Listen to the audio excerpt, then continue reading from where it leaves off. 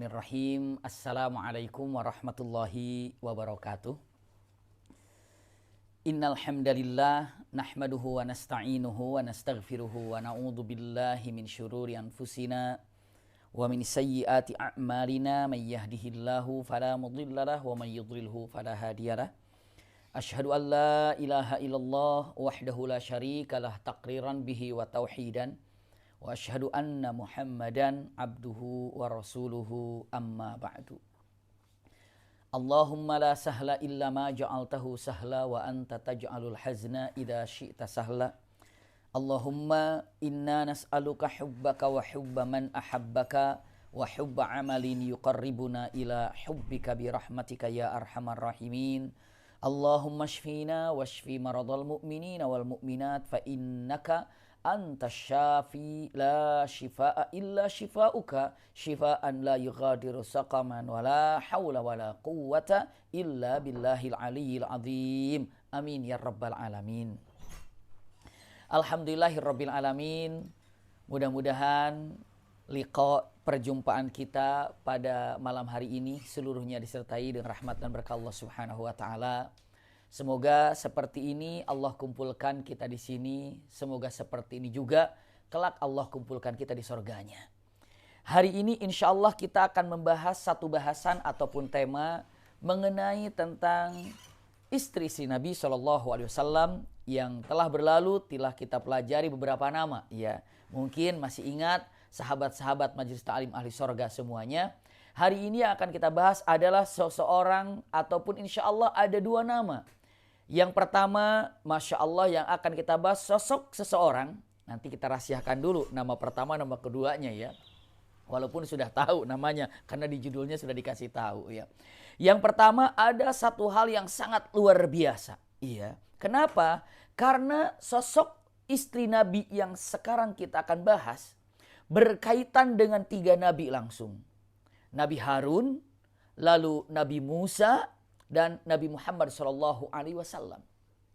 Kalau lihat daripada silsilahnya, perempuan ini atau istri Nabi ini yang sekarang kita akan bahas, dilihat silsilahnya ternyata masih turunannya Nabi Harun. Berarti ayahnya atau kakeknya daripada istri Nabi yang akan kita bahas ini adalah ke atasnya Nabiullah Harun. Jadi bapaknya ada Nabi Harun. Ya. Lalu pamannya adalah Nabi Musa. Masya Allah. Karena Nabi Harun dan Nabi Musa itu adalah apa? Berdekatan ataupun adik kakak. Lalu suaminya adalah Rasul SAW. Dia adalah Sofiyah binti Huyai bin Akhtab. Iya. Beliau adalah seorang Yahudiyah. Awal yang sangat luar biasa kejadiannya dan beliau menjadi seorang yang mukminah. Seperti apa beliau menjadi seorang Islamnya dan kenapa Rasulullah menikahinya, apa rahasia yang terindah saat pernikahan itu terjadi. Kisah ini kita akan bahas dan bagaimana Sofiyah binti Huyai bin Akhtab di masa kecilnya dan bagaimana karena Sofiyah binti Huyai bin Akhtab, Masya Allah, dari sejak kecil ternyata sudah mendengar nama Muhammad SAW. Punten, ya.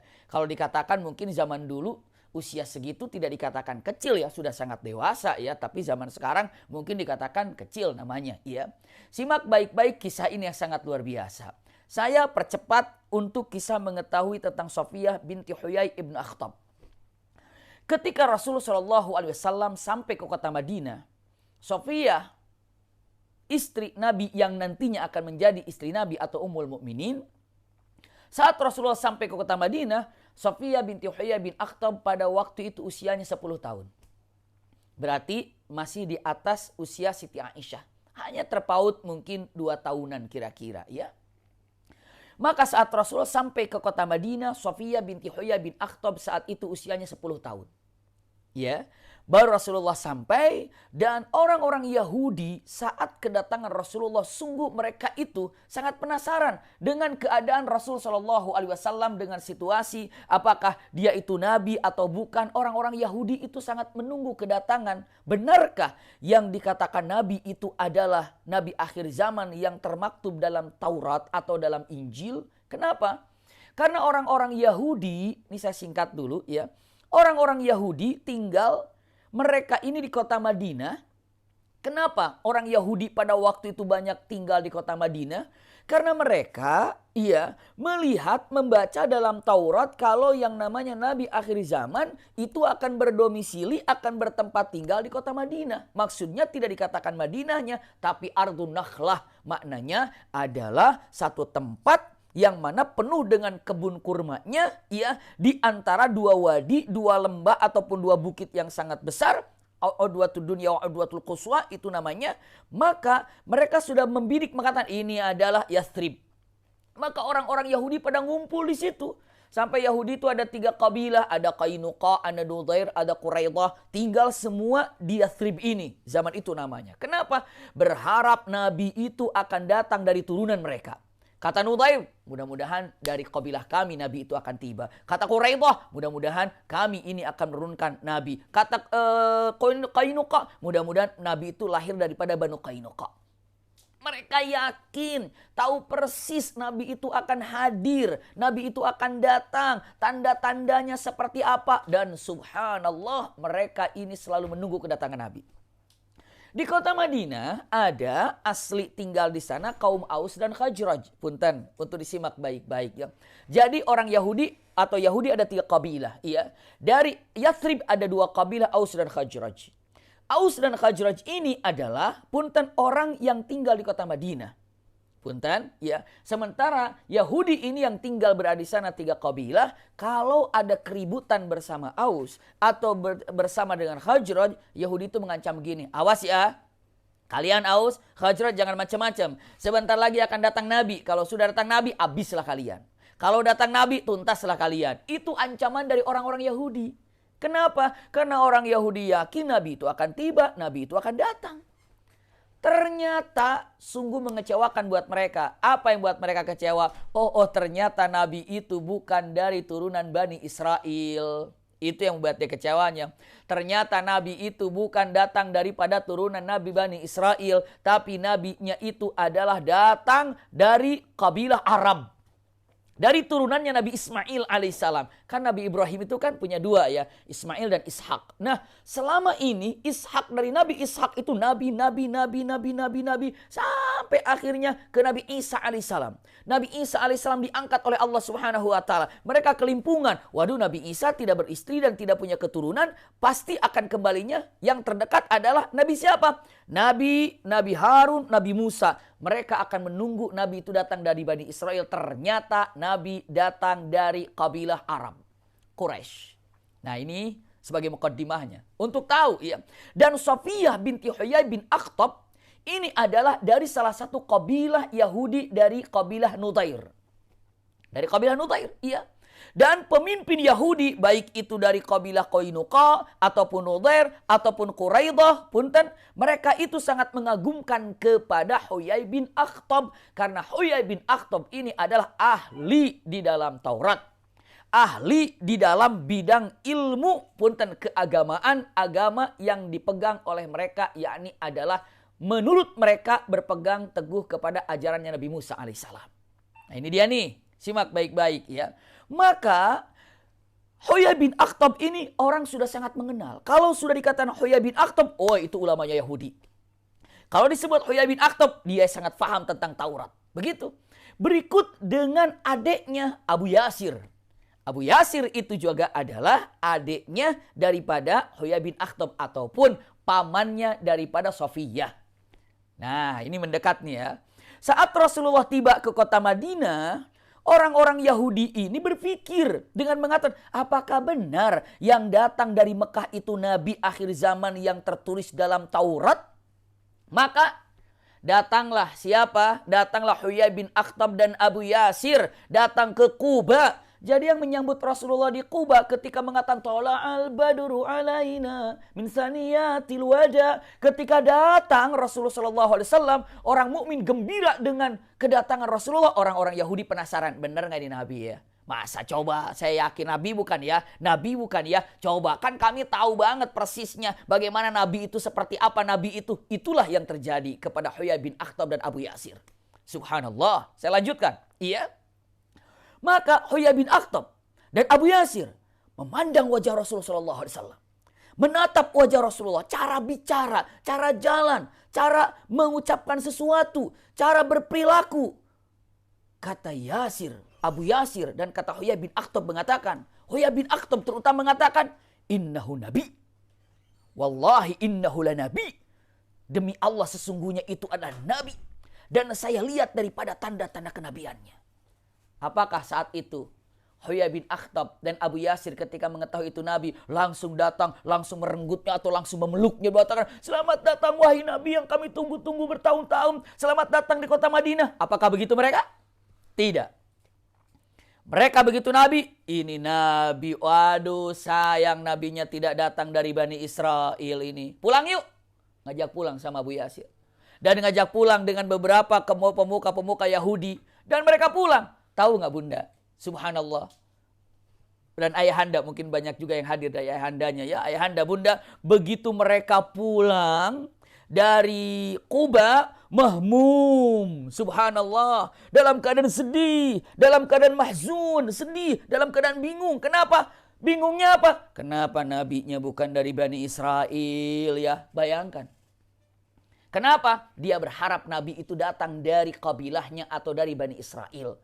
Padahal ditunggu, begitu datang bukan dari Bani Israel, dia kecewa, sungguh sangat kecewa. Kecewa. Na'udzubillah, iya. Dia kecewa. Lalu akhirnya kumpullah di rumahnya siapa? Huyai bin Akhtab. Huyai bin Akhtab, Yasir di situ berbicara berdua. Dan Sofiyah hadir di situ. Kenapa? Simak baik-baik ini. Perlu diketahui, ya. Sofiyah ini adalah dari masa kecilnya yang paling dimanjakan oleh ayahnya Huyai bin Akhtab. Kenapa? Nah, ini penting sekali. Huyai bin Akhtab sangat memanjakan kepada Sofiyah. Kenapa?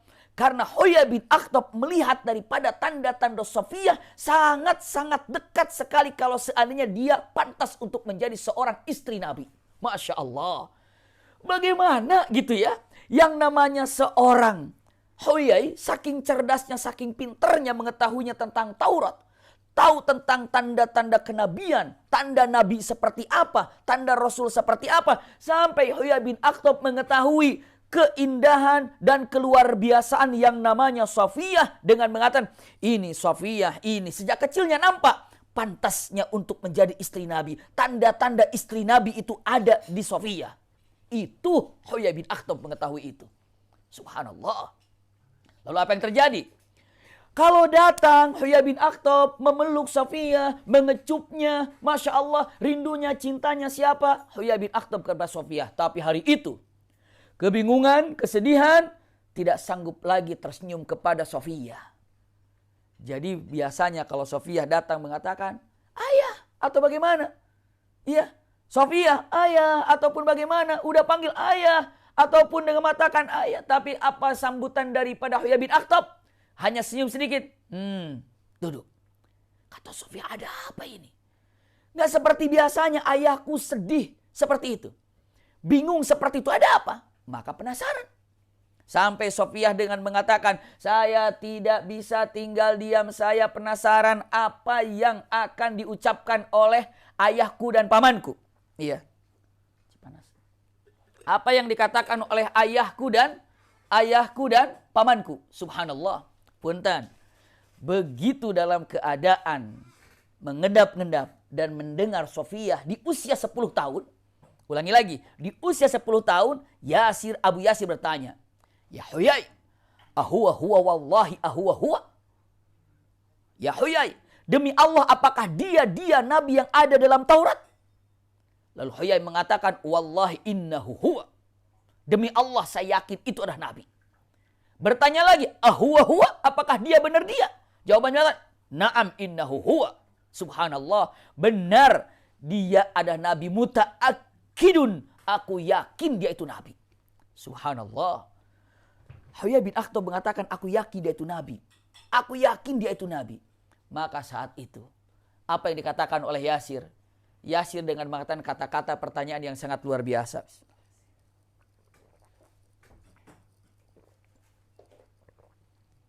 Saat itu Abu Yasir bertanya, ya Huyai, jika engkau yakin dia adalah Nabi, maka apa yang akan kau lakukan saat ini tentang Muhammad yang Nabi ini?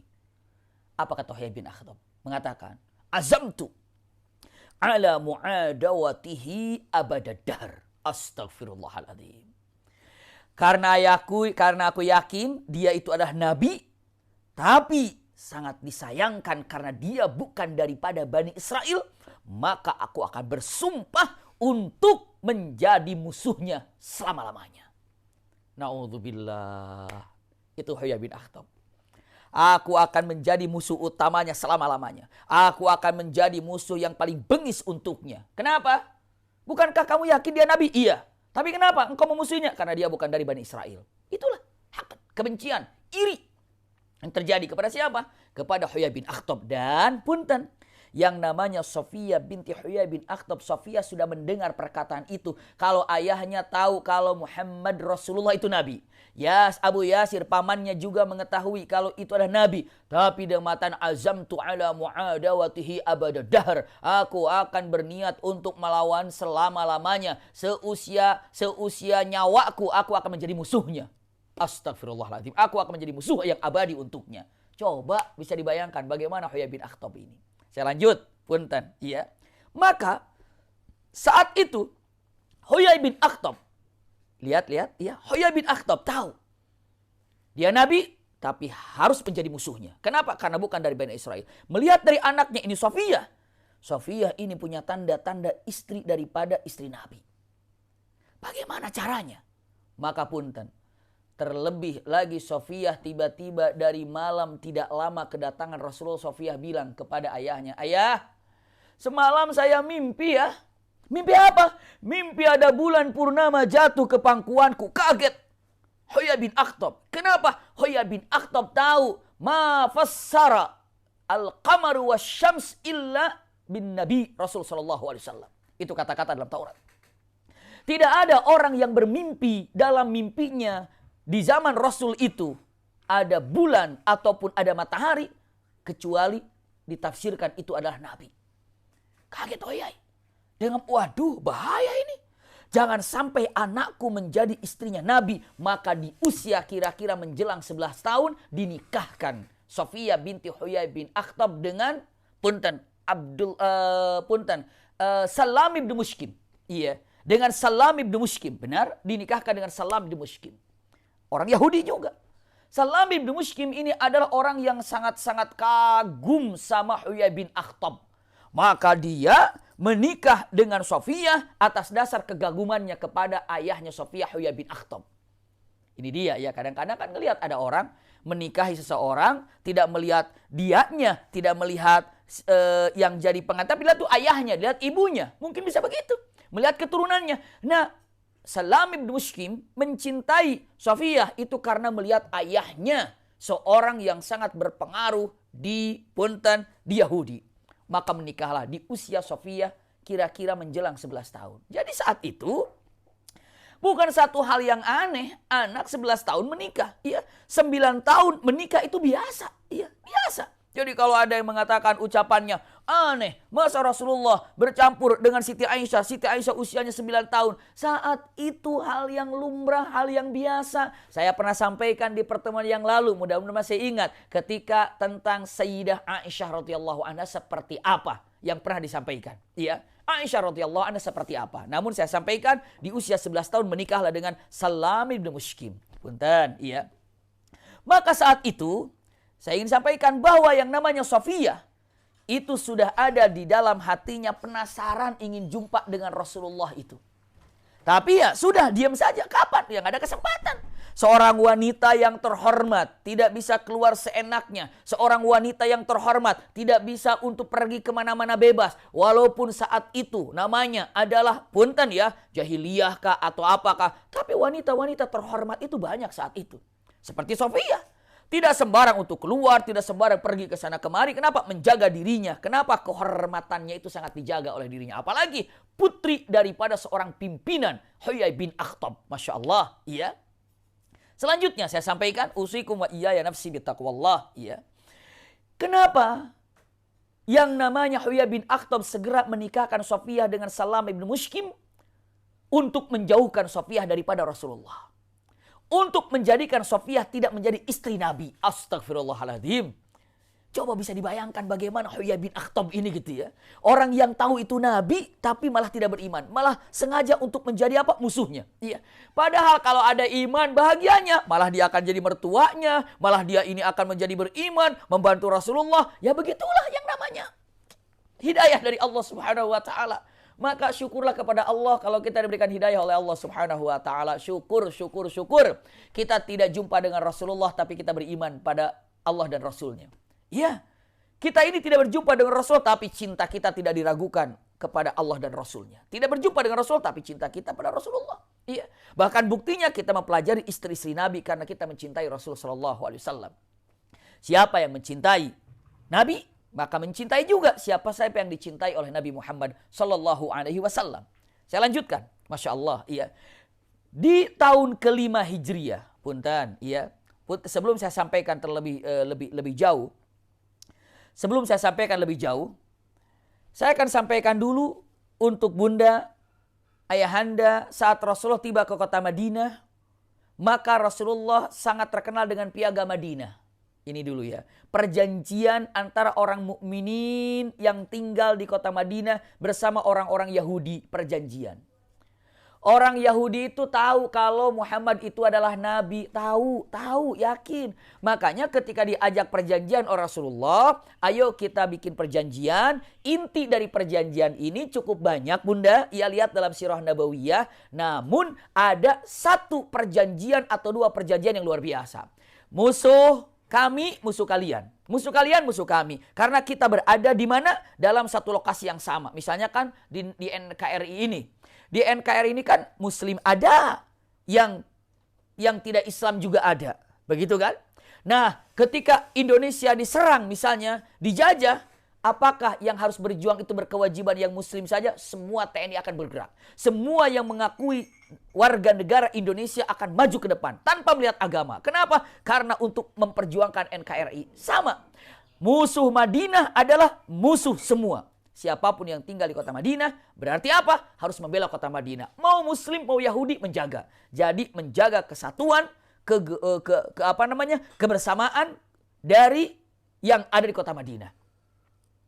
Ada lagi perjanjian di situ, di antaranya salah satunya ya. Yang kedua, salah satu perjanjian juga di sana adalah dengan mengatakan agama Yahudi adalah agama Yahudi, Muslim adalah Muslim. Tidak boleh memaksakan antara Muslim kepada Yahudi, Yahudi kepada Muslim. Dan tidak boleh mengganggu Yahudi ketika ibadahnya Muslim. Dan Muslim tidak boleh mengganggu ketika ibadahnya Yahudi. Pokoknya dengan mengatakan hidup rukun, tentram, damai.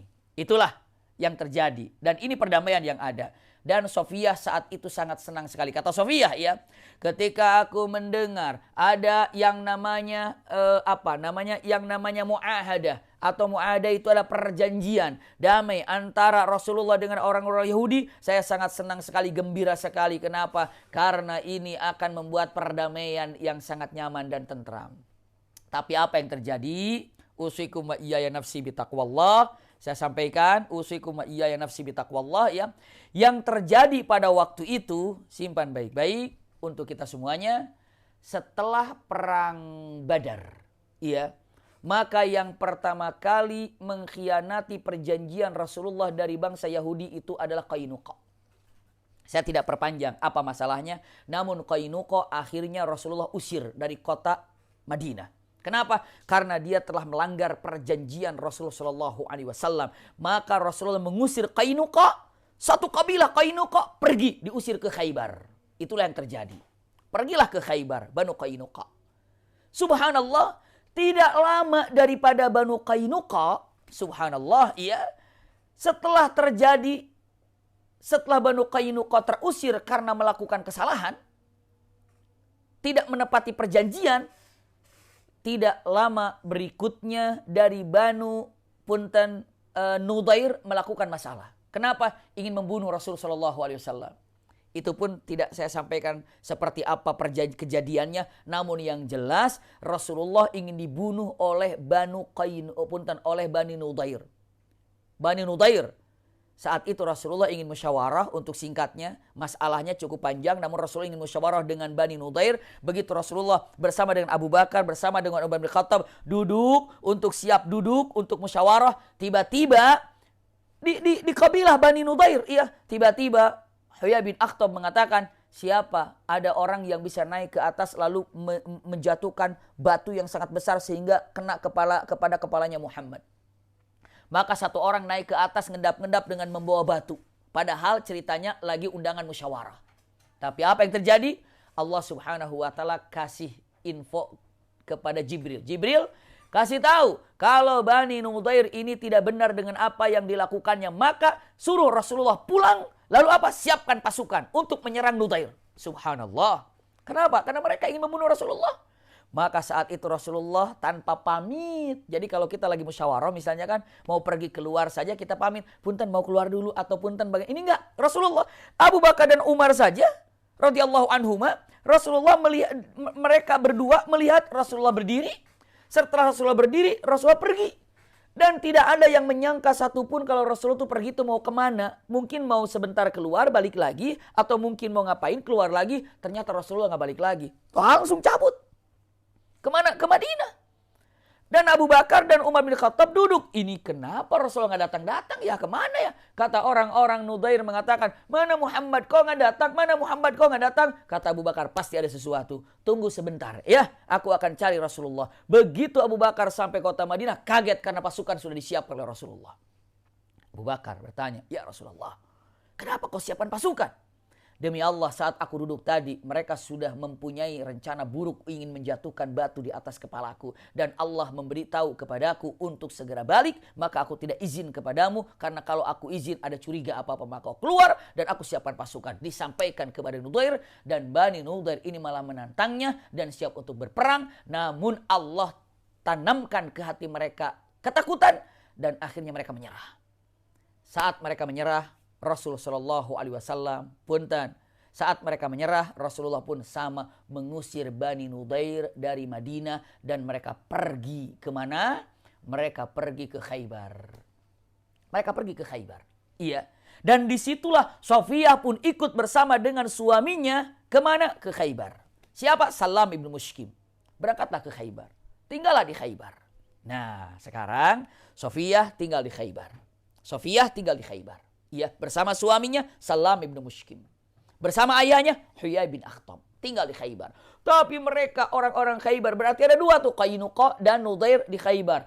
Punya bagaimana caranya menjatuhkan Rasulullah, bagaimana cara menjatuhkan daripada umat Islam yang ada. Muter pikirannya. Maka terjadilah perang Ahzab. Nah, ini punten, agar tahu dulu ya. Kenapa perjalanan ini harus dikasih? Agar tahu bagaimana Safiyah ini. Kalau hanya langsung menikah, ya kita harus tahu bagaimana latar belakangnya Safiyah ini. Dan lihat perjuangannya dan bagaimana ada rasa rindu Safiyah dengan mengatakan Muhammad ini seorang nabi, tapi kapan jumpa? Saya lihat jumpanya seperti apa. Sebentar lagi kita akan lihat insya Allah. Maka saat itu apa yang terjadi? Di dalam perang Ahzab kita tahu kan, Masya Allah, na'udzubillah 1.400 orang kafir itu datang mengepung kota Madinah. Punten, saya mohon untuk disimak baik-baik. Ya. Mekah ini itu seperti huruf U atau V, tapi yang gampang U aja gitu, U gitu ya. Jadi Mekah ini ketika perang Ahzab diserang oleh seluruh kabilah yang ada pembenci Rasulullah SAW sampai 1.400 berkumpul, maka tinggal U ini dibikin parit di depannya, maka tidak ada yang bisa masuk karena dibikin parit. Dan tidak ada yang bisa masuk. Di belakang ini ada kabilah Yahudi namanya Quraidah. Quraidah ini Quraidah ini adalah Yahudi dan masih tersisa di kota Madinah. Dan Rasulullah SAW sebelum berperang bicara dulu ke Banu Quraidah. Kata Rasulullah, hai Banu Quraidah, iya, kalian gak perlu bantu kami untuk menyerang ataupun untuk menjaga Madinah. Cukup kalian ini duduk dan tidak boleh ikut campur dalam urusan kami. Tapi kita perjanjian. Kalian tidak boleh istilahnya ikut-ikutan dalam penyerangan ini. Kalian duduk manis saja, nggak usah bantu. Tapi ingat ya, kalian nggak boleh buka pintu gerbang belakang. Kenapa? Nggak mungkin. Kenapa? Karena kalian berada dalam apa? Mu'ahadah. Mu'ahadah itu apa? Perjanjian. Oke. Banu Quraidah sudah siap. Rasulullah sudah asik berperang dengan orang-orang yang kabilah ataupun namanya perang Ahzab, Khandaq ini. Sedang perang menghadapi mereka. Tiba-tiba Huyai bin Akhtab datang lewat belakang dan masuk ke Banu Quraidah dan membakar semangat Banu Quraidah untuk menyerang Rasul sallallahu alaihi wasallam dari belakang. Apa yang terjadi saat itu? Rasulullah berarti berada di tengah. Di depan 1.400 orang kafir siap menyerang Rasulullah. Pasukan Rasulullah menahannya. Tiba-tiba dari dalam Madinah siapa? Banu Quraidah siap menyerang 700 pasukan. La haula wala quwata illa billah. Siapa yang menggerakkan penyerbuan ini? Yang menggerakkan penyerbuan ini adalah Huyai bin Akhtab, ayahnya daripada Safiyah. Maka qadarullah, atas izin Allah, kekuasaan Allah, Ahzab tumbang kabur semuanya. Dan Rasulullah punten langsung membereskan Banu Quraidah. Maka pengkhianatan Banu Quraidah tidak sama dengan pengkhianatan Qainuqa dan Nudair. Tidak sama. Kalau Nudair dan Qainuqa tidak seberat Quraidah. Kalau Quraidah ini berat sekali. Kenapa? Dalam keadaan pertempuran ini sedang dihajar, di belakang dihajar, bisa kalah dan bisa tumbang. Namun qadarullah, Masya Allah, lihat perjanjian atau peperangan yang namanya perang Khandaq seperti apa kemenangannya ataupun kesuksesan Rasulullah. Iya. Namun yang jelas yang ini saya sampaikan, maka dihukumilah oleh Sa'ad bin Mu'adz yang namanya Banu Quraidah semuanya. Yang angkatan perangnya, yang pasukannya, semuanya adalah punten karena pengkhianatan. Islam tidak pernah menerima para pengkhianat. Apalagi dalam pengkhianat yang merugikan umat yang banyak seperti ini. Maka langsung dihukumi mereka ini untuk punten dibunuh. Dibunuh semuanya. Kecuali mereka yang Islam, taubat, ya, ditawarkan. Kedua, yang anak-anak, pasti anak-anak gak punyin karena gak punya salah. Yang ketiga, orang ibu-ibu ataupun para wanita. Para wanita yang mana saat itu ada di sana. Itu tidak diapa-apakan. Makanya dengan mengatakan, kata Sa'ad bin Mu'adz mengatakan, kenapa harus Sa'ad bin Mu'adz? Itu juga punya panjang ceritanya ya. Namun saya sampaikan, Sa'ad bin Mu'adz memberikan hukum dengan mengatakan kata-katanya, subhanallah, yang sangat jelas sekali. Dengan kenyataan yang sangat indah, Sa'ad bin Mu'adz mengatakan kata-katanya, punten, untuk diselesaikan, untuk dituntaskan para prajurit-prajurit Quraidah yang menyerang Rasulullah pada waktu perang Khandaq, selesaikan semuanya. Punten bahasanya, bunuh semuanya. Dan jaga anak-anaknya. Ya, lalu istri-istrinya dijaga. Untuk apa? Untuk dimuliakan. Subhanallah. Maka saat itu semuanya pasukan orang-orang yang disebut dengan Banu Quraidah, tolong ayahanda bunda cek di dalam sejarah perang Khandaq agar lebih paten untuk mengetahuinya ini ya. Maka selesailah semua yang 700 orang ini dihabisi oleh umat mukminin karena pengkhianat semuanya, termasuk Huyai bin Akhtab. Termasuk Huyai bin Akhtab. Oh, sadis banget ya umat Islam. Lebih sadis lagi mereka ini pengkhianat kalau seandainya bukan kepintaran di antara para sahabat menyelesaikan ini, semua yang akan terbunuh itu umat Islam. Bahkan semua akan habis umat Islam. Kenapa? Di depan 1.400, di 700, Rasulullah SAW tidak sampai ke 1.200 pasukan ini akan selesai semuanya. Subhanallah. Kenapa coba? Itu adalah qadarullah, dimenangkan oleh Allah Subhanahu wa taala. Saya lanjutkan, simpan baik-baik untuk diketahui. Maka Huyai bin Akhtab wafatlah atau terbunuhlah. Begitu mendengar Safiyah binti Huyai bin Akhtab yang namanya ayahnya wafat, sedih, ya sedih. Siapa yang tidak sedih? Ayahnya wafat, ya sudah sedih. Tapi dalam hatinya mengatakan, ya iya, ayah melawan Nabi. Ayah ini kenapa harus melawan Nabi? Nabi itu dijamin kemenangannya oleh Allah. Dalam hatinya sudah mengatakan, ayah melawan Nabi. Sedihnya wafat daripada ayahnya. Salam ibnu Mushkim.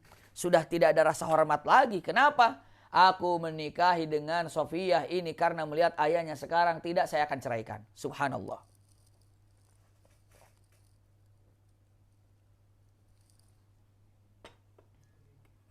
Maka apa yang terjadi? Subhanallah. Yang terjadi adalah diceraikannya. Siapa? Sofiyah binti Huyai bin Akhtab. Oleh siapa? Oleh Salam bin Mushkim. Tuntas, cerai, ditinggalkannya. Tidak lagi menikah, tuntas. Dicerai, 2 kesedihan. Wafat ayahnya, diceraikan oleh Salam bin Mushkim. Lalu, pimpinan Khaybar begitu melihat Sofiyah ini telah diceraikan oleh Salam bin Mushkim. Karena melihat ini adalah putri daripada Huyai bin Akhtab. Iya. Walaupun ayah yang sudah wafat, demi mengangkat kehormatannya, maka pimpinan Khaybar yang sangat terkenal. Iya, sangat terkenal. Nama yang sangat terkenal ini adalah Kinanah. Ini adalah yang disebut dengan punten Kinanah ibnu Rabi. Punten Kinanah ibnu Rabi ini adalah pimpinan dari Khaybar. Dan menikah dengan Sofiyah. Subhanallah. Jadi Sofiyah ini telah menikah sebelumnya dengan Salam bin Mushkim, diceraikan oleh Salam bin Mushkim dengan alasan Salam bin Mushkim alasannya karena tidak punya anak, akhirnya diceraikan. Lalu setelah itu dinikahi dengan Kinanah ibnu Rabi, ini adalah pimpinan daripada orang Khaybar. Nah, ini pimpinannya. Jadi kalau dicek, Sofiyah ini adalah putri daripada pimpinan Yahudi dan istri daripada pimpinan Yahudi juga. Subhanallah, Kinanah ibnu Rabi. Siapa yang tidak mengenal Kinanah saat itu? Pimpinan Khaybar, nomor 1. Iya. Maka saat itu Rasulullah SAW terjadilah perang Khaybar. Nah, ini sudah mendekat nih. Terjadilah perang Khaybar. Siap untuk terjadi perang Khaybar. Bunda yang berbahagia, ayahanda yang berbahagia. Terjadi peperangan Khaybar. Dan Rasulullah SAW dengan kesulitan, dengan berbagai macam cara berbulan-bulan memerangi Khaybar, beberapa benteng yang sudah mereka siapkan akhirnya tumbanglah daripada bentengnya Khaybar ini. Dan Kinanah ibnu Rabi pun terbunuh dalam pertempuran ini. Maka setelah dikuasai, dihormatilah ataupun yang namanya muslimin, yang namanya pasukan Islam sudah dikalahkan, dipisah. Mana pasukan dilepaskan, mana pasukan dipisahkan, mana yang bukan pasukan ataupun muatinin atau misalnya sipil gitu, warga sipil disimpan. Iya. Lalu apa? Ibu-ibu, putri, putra, anak-anak kecil semua dipisahkan. Untuk apa? Untuk dimuliakan. Maka saat-saat pemberian pertanggungjawaban, ini tanggung jawab siapa, ini tanggung jawab siapa, ternyata Sofiyah saat itu punten diserahkan karena pembagian. Ia diserahkan kepada Dihyah Al-Kalabi. Seorang sahabat Rasul SAW. Bagian daripada Dihyah adalah Sofiyah. Jadi Sofiyah itu dimiliki oleh Dihyah awal mulanya. Dihyah Al-Kalabi, sahabat Rasul SAW. Lalu Dihyah ini bertanya dan mengetahui ternyata Sofiyah ini adalah putri daripada siapa? Huyai bin Akhtab. Dan ternyata Sofiyah ini adalah istri daripada Kinanah. Maka dengan mengatakan, ini bukan bagianku. Alangkah baiknya diserahkan saja kepada Rasulullah. Kenapa? Karena ini putri daripada siapa? Pimpinan Yahudi. Ini putri daripada, istri daripada pimpinan Yahudi. Bukan hak saya. Maka mendingan lebih baik ditanyakan kepada Rasulullah. Iya. Lebih baik untuk mendapatkan yang lain, tapi ini diserahkan kepada Rasul untuk apa? Subhanallah. Maka Sayyidina Bilal diutus. Wahai Sayyidina Bilal, iya.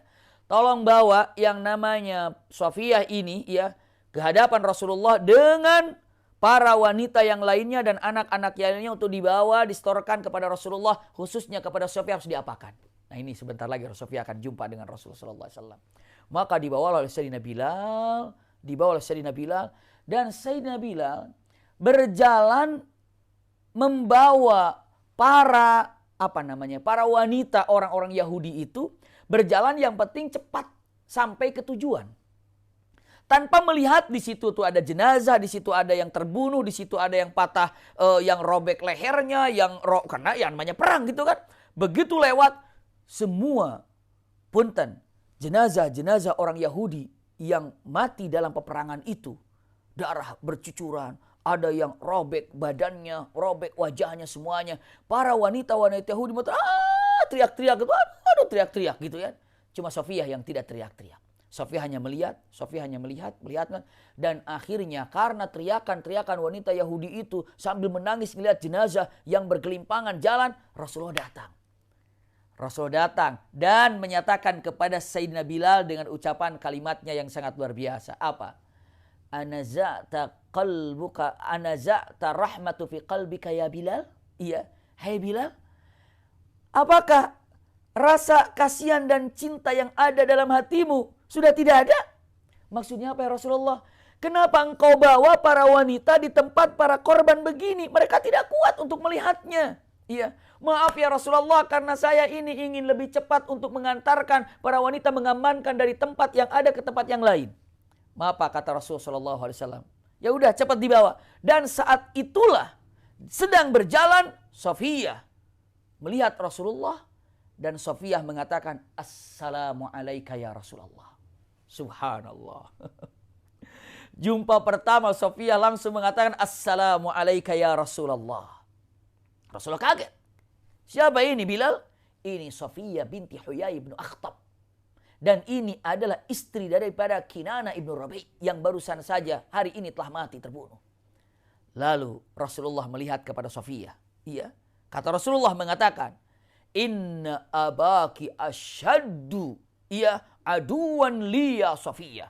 Sesungguhnya bapakmu itu adalah orang yang paling dahsyat memusuhiku, wahai Safiyah. Sesungguhnya bapakmu itu adalah orang paling dahsyat memusuhiku. Nomor satu yang paling memusuhiku ya Safiyah.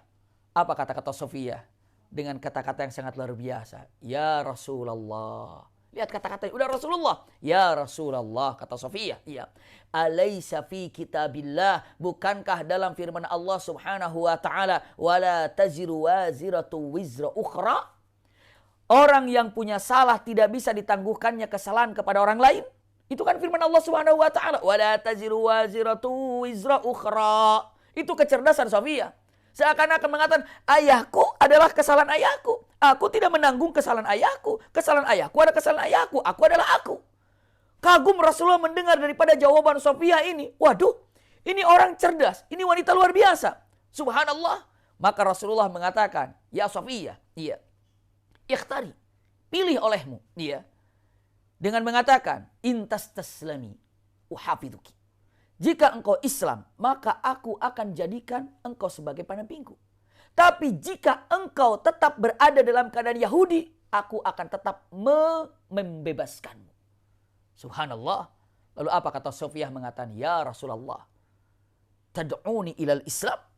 Wallahi aslamtu qabla an tad'uni. Subhanallah. Ya Rasulullah, engkau memanggilku untuk menjadi seorang muslimah. Demi Allah, sebelum engkau memanggilku, aku sudah berada dalam keadaan Islam. Masya Allah. Maksudnya apa? Aku sudah ingin Islam. Jadi sebelum engkau memanggilku, hatiku sudah ingin Islam. Ya Rabb, kata-kata Safiyah. Lalu dengan mengatakan, kata Rasulullah, memangnya kenapa? Apa yang terjadi? Jawabannya, sejak kecil aku bermimpi 2 kali. Punten, saya sampaikannya. Pertama, mimpi ketemu atau bulan turun.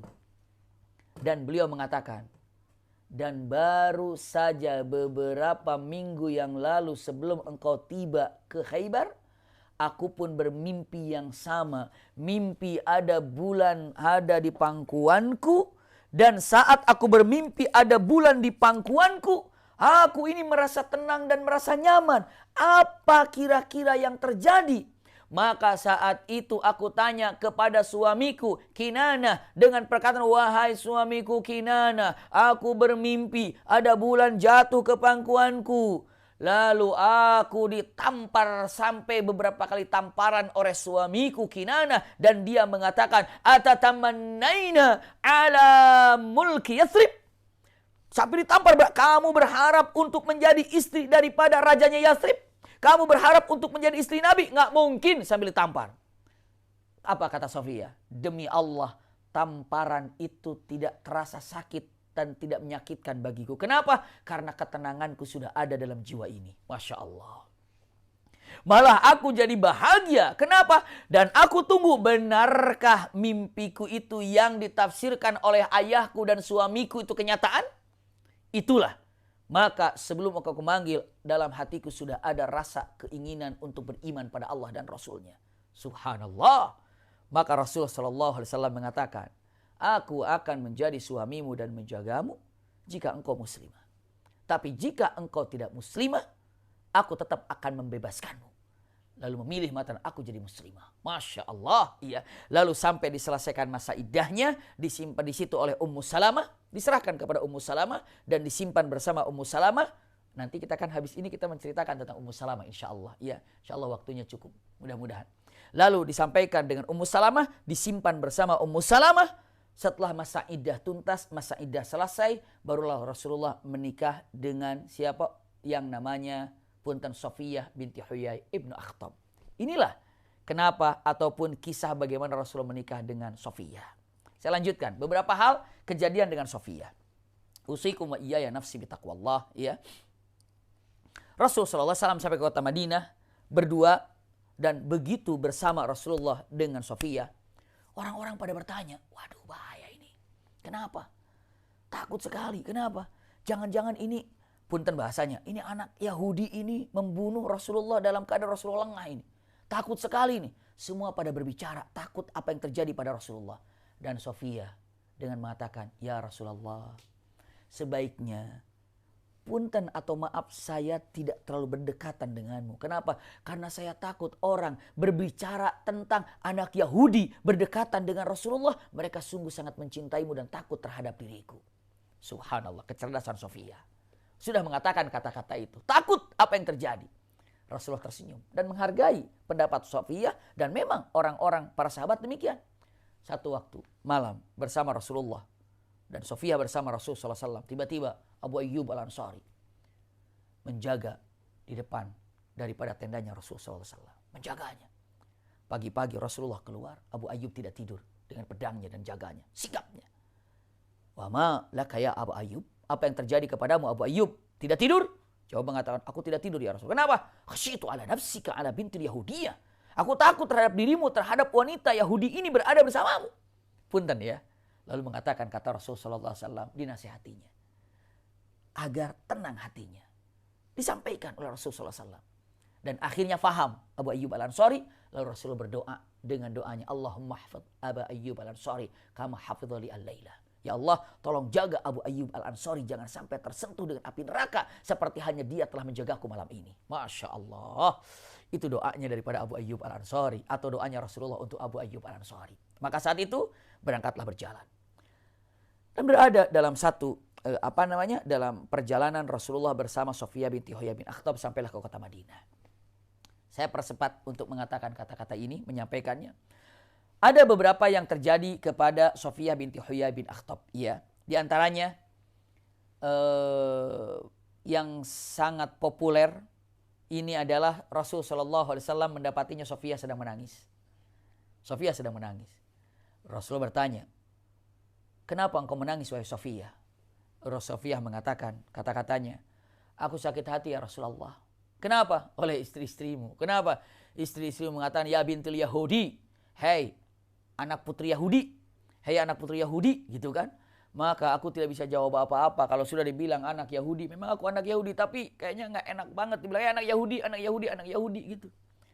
Istri-istrimu mengatakan, memanggilku dengan kata-kata anak Yahudi. Rasulullah katakan, kamu bisa jawab? Gak bisa. Nanti lagi.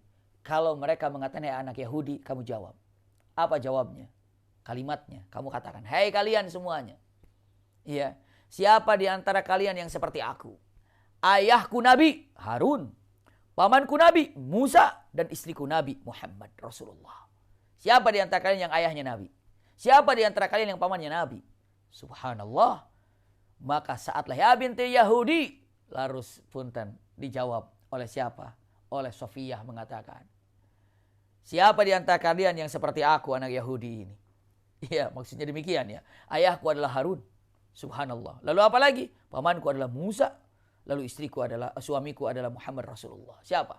Maka kata Siti Aisyah mengatakan, demi Allah, tidak ada yang bisa membuat aku terdiam dari kata-kata Safiyah kecuali kata-kata itu. Maka itulah keutamaan yang dimiliki oleh Safiyah binti Huyai bin Akhtab. Masya Allah. Iya, kata-kata yang sangat luar biasa yang dimiliki oleh yang dibantu oleh Rasulullah SAW ketika harus menjawab seperti apa kepada orang-orang ataupun istri Rasulullah yang mengatakan kata-kata itu. Yang kedua, ya, usikum wa iyaya nafsi bitaqwallah. Safiyah binti Huyai bin Akhtab, satu waktu Siti Aisyah menyatakan, kepada Rasul sallallahu alaihi wasallam tentang Sofia. Ketika Rasulullah membicarakan tentang Sofia, lalu Siti Aisyah mengatakan kalimatnya, hasbuka bi Sofia ya Rasul innaha, gitu ya. Karena Sofia itu adalah, punten, orangnya tidak tinggi, tapi apa? Boleh dibilang pendek. Tapi Siti Aisyah mengatakan, hasbuka ya Rasulullah bi Sofia innaha. Nah, tidak mengatakan pendek, cuma isyarat. Cukup ya Rasulullah, jangan terlalu memuji Sofia. Sofia itu kan, nah gitu ya. Rasul mengatakan kalimatnya, uskuti ya Aisyah. Jangan kau lanjutkan wahai Aisyah. Jika kau lanjutkan perkataan itu, mengatakan kalimat pendek atau mengatakan kata itu, ya, lau muzijat alal bahri. Punten, kalimatnya kalau seandainya kata-kata itu dilemparkan ke laut, maka laut itu akan berubah menjadi kata-katamu itu. Kalau perkataan itu warnanya merah, maka dilemparkan ke laut, maka laut itu akan semuanya menjadi merah karena kata-kata itu. Maka punten, saat itu langsung Siti Aisyah mengatakan astagfirullahaladzim. Dan Siti Aisyah punten langsung mengatakan astagfirullahaladzim. Artinya apa? Aku mohon ampun ya Allah terhadap apa yang telah aku ucapkan. Subhanallah. Ini terjadi. Ada lagi terjadi saat Rasulullah sudah wafat di zaman Umar bin Khattab. Terjadi kepada siapa? Kepada Sofia. Apa yang terjadi kepada Sofia? Itu pembantu ataupun budaknya Sofia mengadu kepada Umar bin Khattab. Kenapa? Karena Sofia ini kalau hari Sabtu datang ke keluarganya daripada Yahudi, ya langsung bersilaturahim lalu memberikan makanan atau apa atau silaturahim seperti itu. Maka pembantu itu ataupun yang namanya kalau dibilang budaknya datang kepada Umar bin Khattab. Ya Amirul Mukminin, Sofia ini ternyata masih membanggakan hari Sabtu, ibadah khusus di hari Sabtu. Padahal umat Islam kan ada yang namanya hari Jumat. Diadukan kepada Umar bin Khattab. Maka Umar bin Khattab memanggil Sofia. Ya Sofia, bukankah engkau masih mengagumkan hari Sabtu? Itu yang dapat informasi daripada budakmu. Demi Allah ya Amirul Mukminin, setelah aku hari Jumat, seorang muslimah mengagungkannya hari Jumat dan kami tidak lagi mengagungkan hari Sabtu. Tapi kenapa Sabtu ini kau selalu datang? Ataupun selalu datang ke Yahudi, ke sana? Bukankah Islam untuk menyambung daripada rasa kekeluargaan? Yahudi itu mereka adalah keluargaku. Walaupun mereka bukan muslimah, tapi mereka adalah keluargaku. Dan aku tetap harus menyambung daripada rasa kekeluargaan ini. Siapa tahu dengan penyambungan ini mereka akan lebih sadar, lebih tahu tentang dakwah yang akan aku sampaikan. Maka Umar bin Khattab mengatakan, benar, jawabanmu sangat masuk akal. Baru saat itu, punten, Sofia bertanya, siapa yang melaporkan ini? Ya Amirul Mukminin, budakmu. Dipanggillah budaknya. Kata Sofia, kamu, apa yang kau ucapkan kepada Amirul Mukminin sehingga mengatakan kata-kata itu sampai aku dipanggil oleh Amirul Mukminin? Lalu apa yang diucapkan oleh pembantu itu mengatakan, asy-syaitana ya Ummul Mukminin, asy-syaitan, asy-syaitan, syaitan yang telah menggerakkan lisanku, syaitan yang telah menjerumuskan hatiku ini. Maka dia mengatakan, mohon maaf ya Ummul Mukminin, apa yang telah aku lakukan adalah keliru. Maka Ummul Mukminin Sofia langsung mengatakan, aku maafkan dan plus engkau aku bebaskan, tidak lagi jadi budak. Masya Allah. Jadi Ummul Mukminin membebaskan, memaafkan dan membebaskan. Masya Allah. Itu tanda membuktikan memaafkan yang sungguhnya. Memaafkan dan membebaskan. Masya Allah. Memaafkan dan membebaskan. Dahsyat sekali. Itulah yang terjadi kepada Ummul Mukminin Sofia. Iya. Lanjutkan lagi. Ummul Mukminin atau Sofia wafat, ya. Setelah Rasulullah SAW wafat, Ummul Mukminin Sofia menjadi apa? Sofia binti Huyai bin Akhtab menjadi seorang wanita yang abidah, yang selalu beribadah pada Allah Subhanahu wa taala. Bahkan di rumahnya banyak orang berkumpul untuk mendengarkan ayat-ayat Al-Qur'an yang dibaca oleh Sofia. Lalu banyak orang mengaji, banyak orang yang bersujud di sana ataupun sholat di sana di rumahnya siapa? Untuk menjadikan tempat majelis taklim di rumahnya Sofia ini. Iya, itu sangat terkenal sekali. Bahkan usikum wa iyaya nafsi bitaqwallah. Kalau ada orang yang sujud, ya, lalu Sofia melihatnya setelah dia selesai sujud, lalu mengatakan, kata Sofia mengatakan, subhanallah, hadis sujud wa ainal buka. Itu kata Sofia, terkenal bahasanya. Hadis sujud wa ainal buka. Jadi kalau ada orang sujud, ditungguin sama Sofia. Lalu selesai sujud, lalu salam atau apa saja, Sofia bertanya, itu tadi sujud kan, tapi mana tangisannya? Jadi seakan-akan sujud nggak nangis tuh kurang serak gitu kata Sofia. Seakan-akan demikian. Ya, hadis sujud wa ainal buka. Ini sujud, terus nangisnya mana? Selalu begitu. Kalau ada orang sujud nggak nangis, selalu ditanya oleh Sofia, kamu ini sujudnya kan? Ya, nangisannya mana? Ini sujud dan tangisannya mana? Kayak gitulah kira-kira. Ya, jadi seakan-akan sujud dan nangis itu harus nempel. Itu adalah punten. Saking begitulah yang namanya Sofiyah, saking Masya Allah Ummul Mukminin yang luar biasa ibadahnya ya. Wafatnya Sofiyah ini adalah punten di usia 60 tahun. Wafatnya Sofiyah di usia 60 tahun itu di zaman Muawiyah, ya. Dan punten pada waktu itu 50 tahun Hijriah. Itu adalah Sofiyah binti Huyai bin Akhtab wafat. Assalamu alayki ya Sofiyah binti Huyai bin Akhtab, rahimakillah ya Sofiyah binti Huyai bin Akhtab. Insyaallah punten hari ini kita membicarakan tentang Sofiyah. Kelak bunda semuanya akan jumpa dengan Sofiyah binti Huyai bin Akhtab di surganya Allah Subhanahu wa taala. Amin ya rabbal alamin. Ini adalah tentang Sofiyah binti Huyai bin Akhtab. Masya Allah. Masih ada waktu, insya Allah sampai jam 8 kita akan selesaikan dengan Ummu Salamah. Bismillah.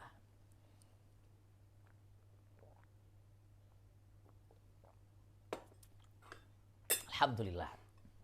Sofiyah binti Huyai bin Akhtab selesai.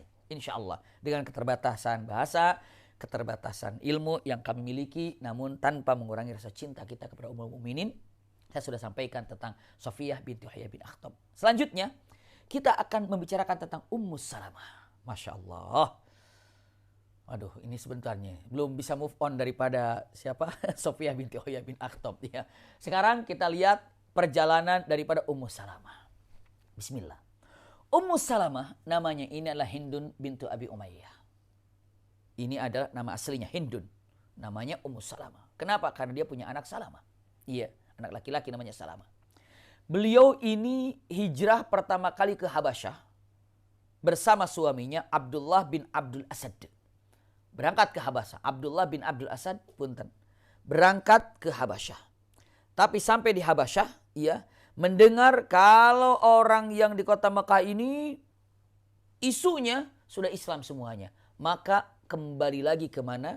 Ke kota Mekah. Ternyata begitu sampai kota Mekah, Rasulullah katakan, apa yang buat kalian balik lagi ke kota Mekah? Kami mendengar sudah banyak Islam di sini. Iya, tapi kami tidak memerintahkan engkau untuk balik ke kota Mekah. Dan akhirnya tinggallah di kota Mekah. Ummu Salamah, ia memiliki suami yang tadinya Abdullah bin yang dimiliki oleh Ummu Salamah namanya Abdullah bin Abdul Asad. Akhirnya kembali ke kota Mekah Al-Mukarramah dan tinggal di kota Mekah bersama dengan Rasul sallallahu alaihi wasallam.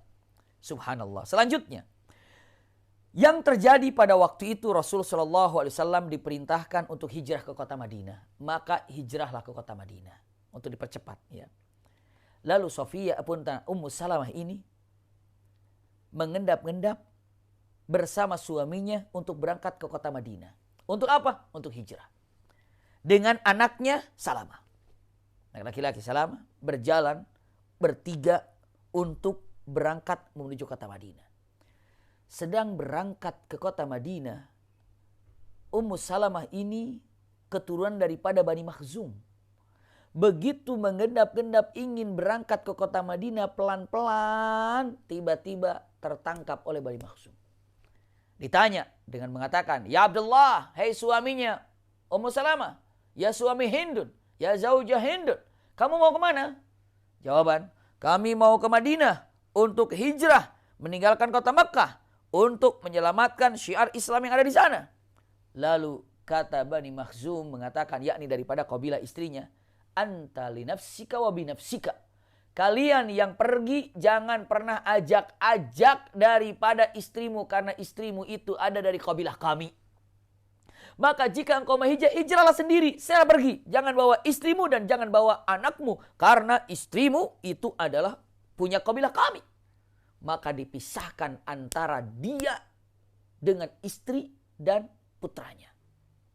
Maka saat itu kata siapa? Kata suaminya Hind atau kata suaminya Ummu Salamah Abdullah bin Abdul Asad mengatakan, wahai istriku, ridho sekiranya aku akan berangkat tanpamu untuk ke kota Madinah untuk berjumpa dan bersama dengan Rasulullah. Maka istrinya mengatakan, wahai suamiku, aku ridho, silahkan. Karena dirinya dijaga Oleh siapa? Dijaga oleh orang-orang daripada Bani Makhzum. Maka berangkatlah suaminya sendiri tanpa ada istrinya dan tanpa anaknya, dipisahkan. Entah seperti apa dan apa yang terjadi kepada istrinya dan terjadi kepada anaknya, semua diserahkan pada Allah Subhanahu wa taala. Ya Allah, aku serahkan dan aku titipkan istriku dan anakku kepadamu. Aku pergi mengejar cinta Allah dan Rasulnya. Istriku tidak bisa berangkat karena dijaga oleh kabilahnya. Maka istrinya menerimanya dengan mengatakan, silahkan suamiku berangkatlah. Maka apa yang terjadi? Ditinggalkanlah siapa? Ditinggalkannya istri tercintanya, istri yang disayanginya, istri yang dikaguminya. Siapa? Ummu Salamah dan putranya berangkatlah. Siapa? Suaminya Abdullah ibn Abdul Asad. Bayangkan, dipisahkan. Dan tidak tahu kapan akan jumpa dan seperti apa akan jumpa. Terpisah. Terpisah. Siapa sih kalau siapa yang nggak sedih suami istri dipisahkan?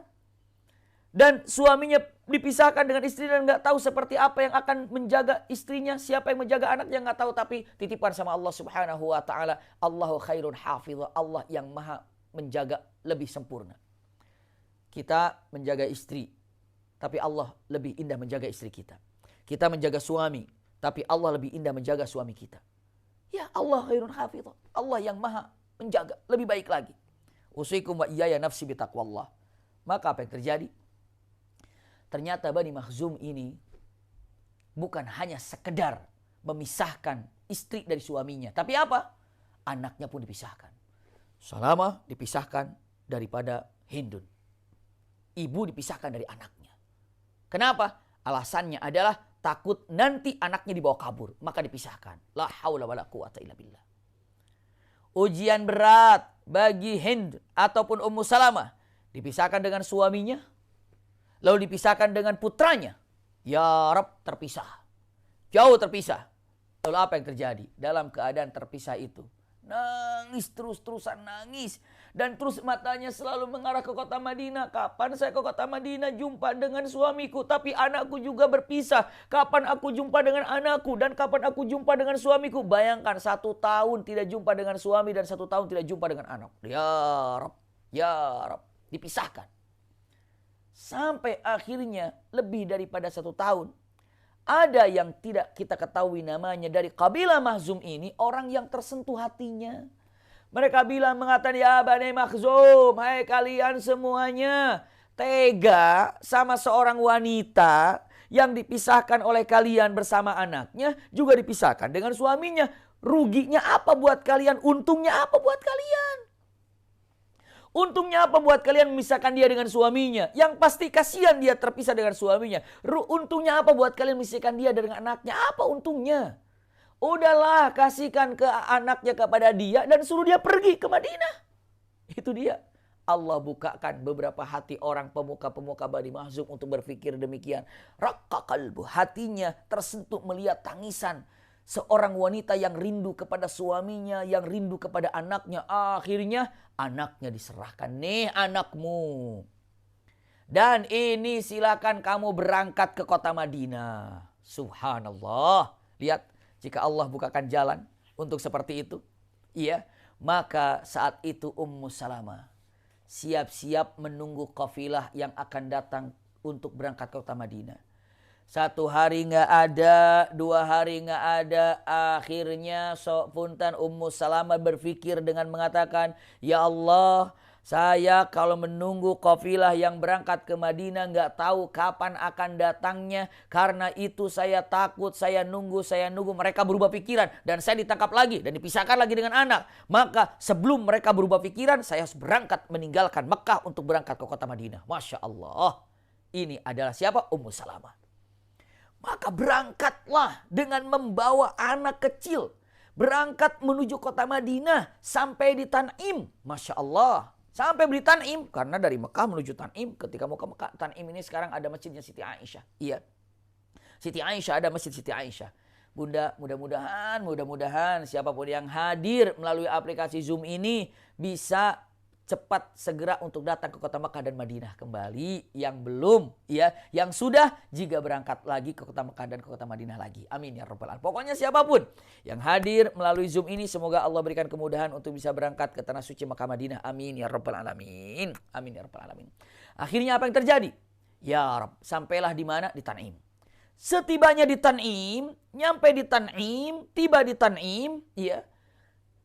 Seorang laki-laki, orang yang sangat baik hati, dari kabilah Arab terkenal, namanya Utsman ibn Talhah. Utsman ibn Talhah melihat ada seorang wanita bawa anak kecil, ditanya, kamu mau kemana? Begitu dilihat wajahnya, kenal banget.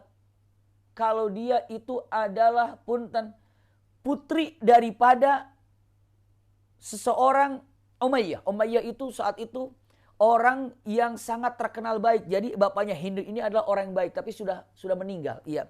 Maka seorang laki-laki ini pernah punya pernah punya balas budilah gitu ya, ataupun ada sesuatu yang pernah ditolonglah oleh bapaknya Ummu Salamah ini. Maka dikatakan, oh kamu itu kan Hindun bintu Abi Umayyah. Iya. Mau kemana kamu?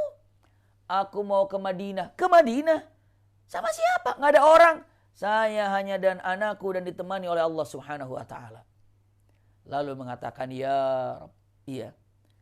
Lalu yang dilakukan oleh Utsman ibn Talhah dengan mengatakan, saya akan berjalan tapi tidak ke kota Madinah, tapi saya antar menuju kota Madinah. Maka disimpanlah untanya yang sangat besar, lalu dinaikkannya, lalu dia berada di unta satu lagi, lalu diikat talinya, seperti diikat ya unta, diikat ke unta, baru diikat ke unta yang dibawanya, terus dibawa dituntun sampai ke kota Madinah Al-Munawwarah. Setibanya di kota Madinah Al-Munawwarah, usikum wa iyaya nafsi bitaqwallah. Ini Talhah atau Utsman bin Talhah ini kembali ke kota Madinah. Makanya kata Ummu Salamah, tidak aku temukan orang yang baik, yang suka menolong, iya, dari Arab yang aku tahu seperti baiknya Utsman bin Talhah. Ini pujian untuk Utsman bin Talhah. Dibawa sampailah. Jadi yang mengantarnya adalah Utsman bin Talhah sampai ke kota Madinah. Iya, dengan siapa? Pastinya bukan hanya sendiri Utsman bin Talhah, tapi apa? Namanya saudagar, namanya pedagang, bersama dengan grupnya para pedagangnya berjalan mengantar siapa? Mengantar seorang wanita. Ternyata wanita ini yang akan menjadi istri Nabi Muhammad SAW. Sampailah ke sana. Percepat kisah ini, iya. Maka bagaimana bisa dibayangkan pertemuan yang sangat indah antara siapa? Abdullah bin Abdul Asad bersama siapa? Dengan Ummu Salamah. Kenapa begitu Ummu Salamah sampai ke kota Madinah, sampai ke Kubah, nggak tahu Ummu Salamah itu siapa? Cukuplah yang datang dari Mekah, mereka adalah seorang muhajir, gitu kan? Begitu Rasulullah menyatakan, begitu dikabarkan pada Rasulullah ada Ummu Salamah, Rasul mengatakan ini adalah istrinya daripada seorang laki-laki pejuang yang sangat indah, Abdullah ibn Abdul Asad. Masya Allah. Diperjumpakannya suami istri yang hampir 2 tahun atau 1 tahun lebih tidak berjumpa. Masya Allah, kegembiraan apa yang didapatkan oleh suami istri itu. Maka hiduplah mereka. Sampai di kota Madinah punya anak 3. Iya, berarti 4 anaknya. Tadi Salamah, yang kedua Umar, yang selanjutnya Zainab dan Dzurrah. Jadi selama di kota Madinah punya anak 3. Umar, Zainab, Dzurrah. Itu yang harus dipahaminya. Iya, subhanallah. Punten. Yang namanya suami atau Abu Salamah, saya gampangkan. Abu Salamah itu ada seorang yang sangat giat dalam berperang. Mujahid. Sampai akhirnya di perang Badar ikut. Dan di perang Uhud pun ikut dan dalam keadaan terluka saat perang Uhud. Semua tahu dalam perang Uhud itu 70 sahabat itu wafat dan banyak para sahabat yang terluka. Di antaranya yang terluka itu ada Abu Salamah. Punten, untuk mempersingkat. Abu Salamah ini dalam keadaan sakit. Maka Ummu Salamah menjaganya. Lalu kata Ummu Salamah mengatakan, suamiku, jika aku wafat duluan, maka saya mohon engkau tidak menikah lagi. Agar nanti kita bisa menjadi suami istri lagi di sorga. Itu kata Ummu Salamah. Dan aku mohon, jika aku mati duluan, maka engkau pun tidak perlu menikah lagi. Agar nanti engkau menjadi suamiku di sorga. Jadi jika engkau wafat duluan, aku tidak nikah lagi. Kenapa? Karena aku ingin engkau tetap jadi suamiku di sorga. Dan jika aku mati, engkau pun jangan menikah lagi agar engkau menjadi suamiku tetap di sorga. Itu kata siapa? Ummu Salamah. Lalu kata Abu Salamah mengatakan kata-katanya, usikum wa iyaya nafsi bitaqwallah. Sangat indah sekali. Kalimat yang sangat luar biasa. Wahai istriku, kata-katanya ya, maukah engkau melakukan sesuatu yang aku suka, yang aku inginkan?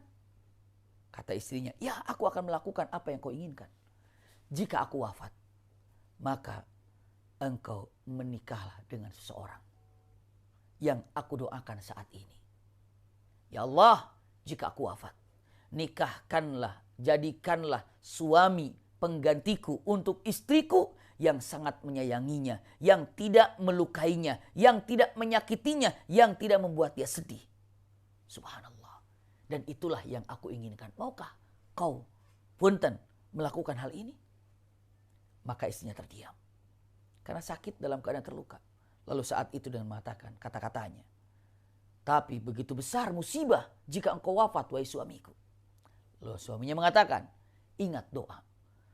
Dalam musibah ini ada doa, Allahumma jurli fi musibati wa khluf li khairan minha.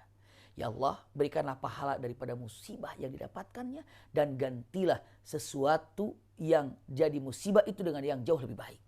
Maka jika aku wafat, itu musibah untukmu dan Allah akan gantikan posisiku dengan seseorang yang jauh lebih baik daripada aku. Subhanallah. Itu kata-katanya. Saya tidak diulangi lagi kata-kata itu karena waktu ya. Maka saat itu terdiamlah Ummu Salamah dan wafatlah Abu Salamah. Nangis.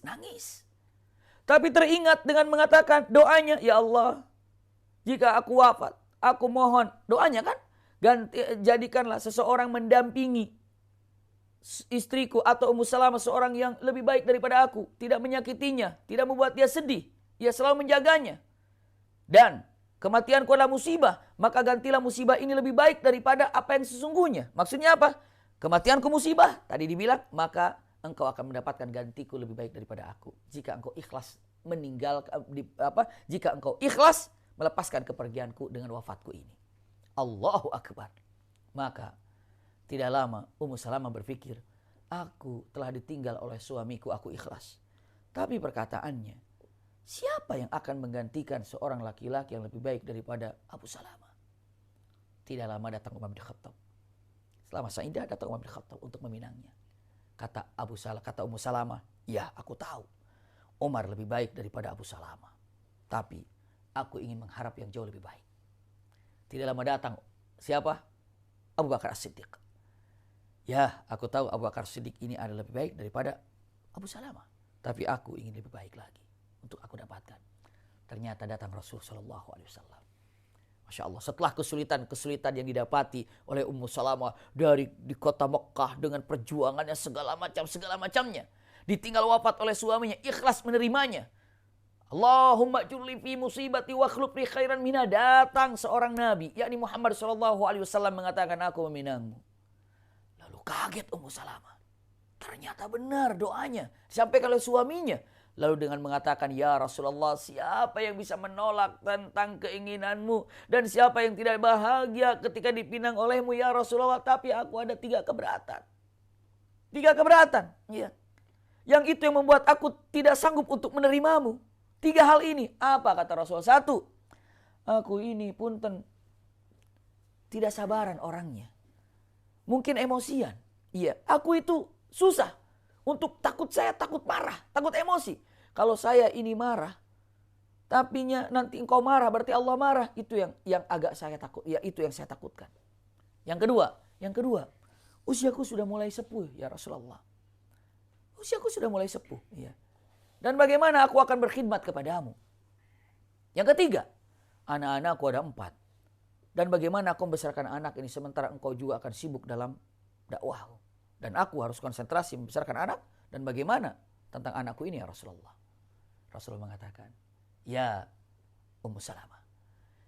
Yang nomor pertama, engkau mengatakan karena engkau ini adalah takut gampang marah atau mudah marah. Iya, maka aku akan doa pada Allah Subhanahu wa ta'ala agar engkau menjadi wanita yang paling sabar. Masya Allah. Dan kau yakin doa Nabi itu mustajab. Senyum Ummu Salamah. Yang kedua, engkau tuh aku juga sudah sepuh. Iya. Sama-sama. Tapi niatnya ibadah, gak ada masalah. Ayo kita jalan. Iya. Aku tetap mencintaimu dan engkau pun tetap saling mencintai, aman. Iya. Yang ketiga, anakmu adalah anakku, anakku adalah anakmu. Aku akan perhatikan anakmu seperti aku perhatikan anakku. Tidak ada keberatan, maka menikah Rasulullah dengan Ummu Salamah. Subhanallah. Dan punten, sangatlah penuh dengan kesabaran Ummu Salamah. Yang sangat terkenal, Ummu Salamah yang sangat terkenal. Simpan baik-baik ketika ketika sulh Hudaybiyah.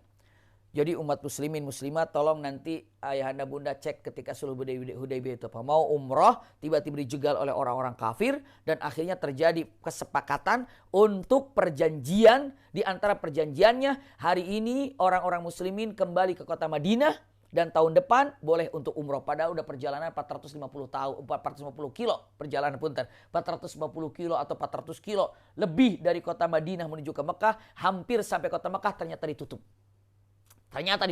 Lalu apa yang terjadi? Sudah nggak bisa, akhirnya terjadi punten sulh ataupun perjanjian. Bagaimana sakitnya para sahabat untuk tidak bisa hadir kota Mekah padahal sudah perjalanan jauh dan Mekah sudah sangat dekat sekali. Rasulullah mengatakan, memang benar, fa in uhsirtum famastaisara minal hadi, dalam Al-Qur'anul Karim, kalau seandainya dalam keadaan seperti itu Anda tidak bisa masuk tapi sudah niat, maka sembelih lalu Anda tahallul, yakni dibotak atau tahallul, lalu Anda kembali lagi ke tempat kampung halaman Anda. Seperti itu. Iya, seperti itu. Terjadi. Seperti kemarin itu kan sudah siap mendarat di kota Madinah ataupun di kota Mekah khususnya mau umroh, tiba-tiba ditutup karena ada Covid. Ya, makanya balik lagi. Padahal sudah niat atau sudah ihram. Atau ada yang sudah ihram kan, tapi tidak bisa masuk kota Mekah. Apa yang terjadi? Ya sudah, ya sembelih lalu lalu tahallul lalu kembali. Nah, saat itu Rasulullah mengatakan, menunjukkan kita sudah selesai umrohnya, yuk kita tahallul untuk botak. Rasulullah kata, ayo haliku, ayo tahallul semuanya. Para sahabat nggak ada yang tahallul, nggak ada yang potong. Rasulullah kaget. Baru pertama kali perintah Rasulullah tidak ditaati. Rasulullah bilang, ayo sekarang haliku, ayo potong rambutnya. Nggak ada yang nurut. Rasulullah takut yang ketiga kali kalau tidak diperintahkan lagi, atau kalau 3 kali tidak dituruti lagi, Allah takut marah dengan umat yang tidak nurut. Karena apa? Kecewa. Siapa yang kecewa? Para sahabat kecewa kenapa tidak umroh. Maka akhirnya Rasulullah SAW masuk ke tenda Ummu Salamah di sana.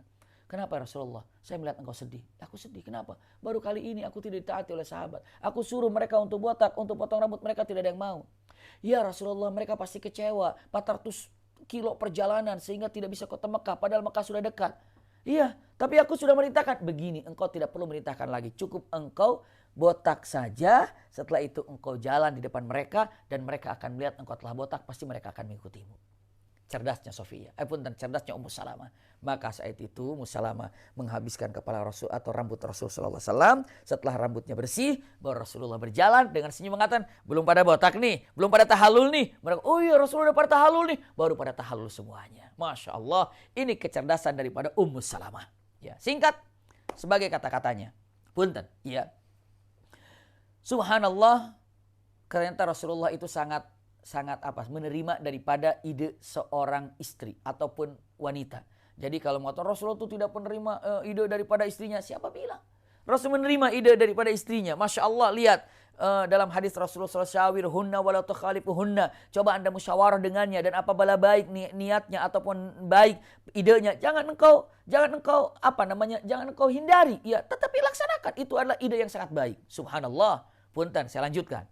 Wafat Ummu Salamah di 61 tahun Hijriah. Dan pada waktu itu di usia 90 tahun. Subhanallah. Maka Ummu Salamah ini adalah istri Nabi yang paling akhir wafat meninggalkan dunia. Ummu Salamah ini adalah istri Nabi yang terakhir wafat meninggalkan dunia ini. Itu adalah Ummu Salamah. Alhamdulillah. Hari ini kita dengan singkat juga telah menyampaikan tentang Ummu Salamah. Dan kita juga telah menyampaikan tadi Sofiyah binti Huyai bin Akhtab. Mudah-mudahan 2 nama yang baru saja kita pelajari, kita tidak pernah melupakan nama-nama yang sangat indah ini adalah Ummul Mukminin, istri Nabi Muhammad SAW yang mendampingi Rasulullah dalam perjuangannya, mendampingi Rasulullah di dalam dakwahnya. Mudah-mudahan kita bisa mengambil ibrah, manfaat seperti apa perjuangan dan perjalanan istri-istri Nabi ini. Ini adalah kisah tentang Sofiyah binti Huyai bin Akhtab dan Ummu Salamah. Jazakumullah khair untuk semuanya. Ala husni istimaikum. Insya Allah bulan depan kita jumpa lagi dengan istri-istri Nabi lainnya. Sekali lagi saya sampaikan, lakum minni al-hubbu wa du'a. Wassalamualaikum warahmatullahi wabarakatuh.